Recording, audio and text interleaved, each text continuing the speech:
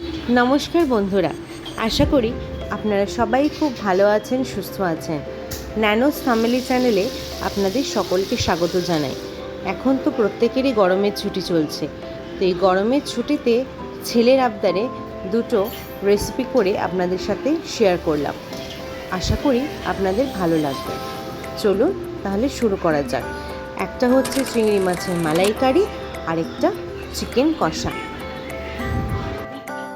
প্রথমেই চিংড়ি আর চিকেন দুটোই ভালো করে ধুয়ে নিয়েছি।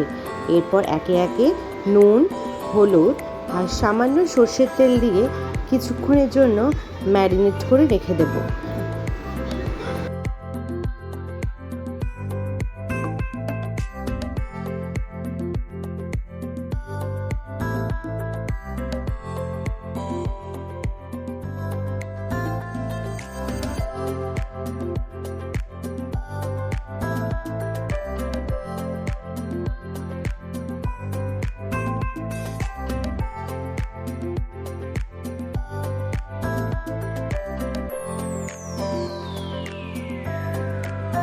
ম্যারিনেশনটা কিন্তু ডান।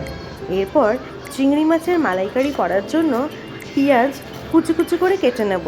আমি আমার পরিমাণ অনুযায়ী একটা পেঁয়াজ কেটেছিলাম।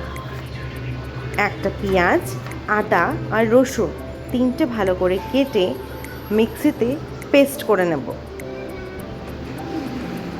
আর তার সাথে দিয়ে দেব দুটো চেরা কাঁচা লঙ্কা।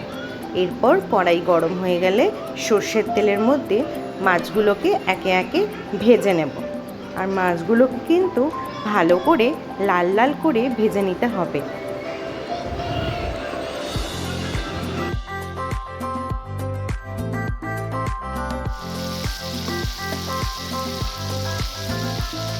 মাছগুলো লাল হয়ে ভেজে নেওয়ার পর একটা বাসনে তুলে নেব। ঠিক সেই তেলেই গোটা গরম মশলা ফোড়ন দিয়ে আদা, পেঁয়াজ, রসুন আর লঙ্কা বাটাটা দিয়ে দেব।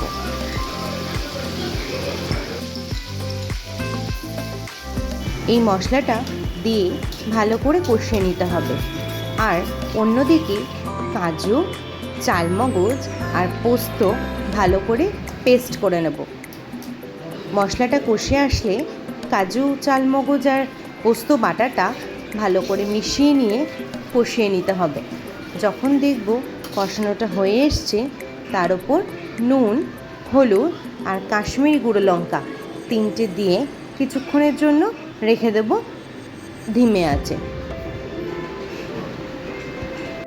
মশলাটা কষে আসলে সর্বশেষে নারকেলের দুধ যোগ করতে হবে। নারকেলের দুধ দিয়ে কিন্তু ভালো করে সাঁতলাতে হবে, না হলে কড়াইয়ের নিচে কিন্তু লেগেই যাবে। এরপর কাঁচা সর্ষের তেল যোগ করতে হবে। কাঁচা সর্ষের তেল দিলে মাছের টেস্ট কিন্তু আরও বেড়ে যায়। এবার চিংড়ি মাছ ভেজে রাখাগুলো একে একে দিয়ে অল্প সাঁতলে নামিয়ে নিলেই কিন্তু হয়ে যাবে আমাদের চিংড়ি মাছের মালাইকারি একদম রেডি।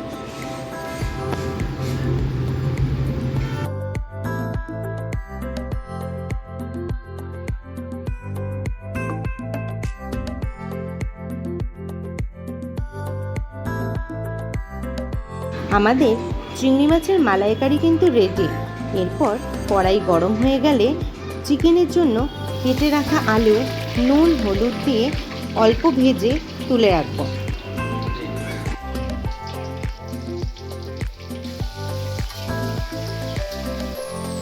আলু ভাজা হয়ে গেলে ওই তেলেই পেঁয়াজগুলোকে ভেজে নেব।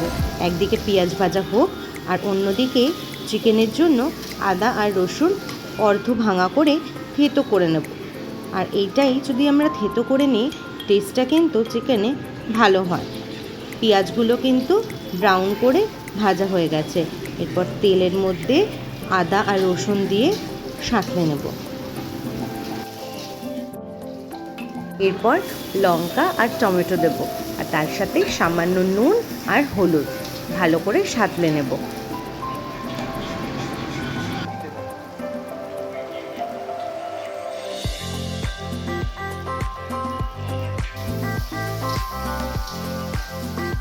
জিরে গুঁড়ো, ধনে গুঁড়ো, সামান্য পরিমাণে লঙ্কার গুঁড়ো আর নুন দিয়ে ভালো করে মশলাটা কষিয়ে নেব।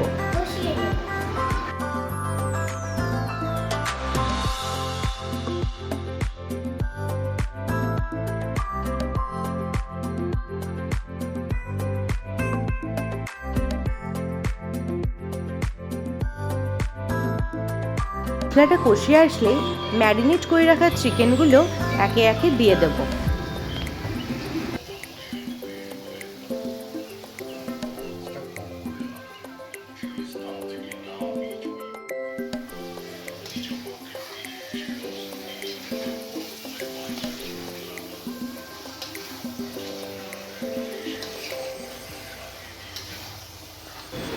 চিকেনটার সাথে মশলাটা ভালো করে যখন কষে আসবে, তার মধ্যে ভেজে রাখা আলুগুলোকে দিয়ে দেব। আর সেই অপেক্ষার পালা। আরেকজন কিন্তু বাটি হাতে রেডি, টেস্ট করে সে দেখবে। আমরাও কিন্তু ছোটোবেলায় তাই করতাম। একদিকে মা রান্না করতো আর চিকেন কষা হতে না হতেই আমরা কিন্তু বাটি নিয়ে রেডি থাকতাম মার কাছে, যে মা কখন এক পিস দেবে একটু টেস্ট করব। কিন্তু রেডি। অবশ্যই কমেন্টে জানাবেন কেমন লাগলো। ভালো থাকবেন।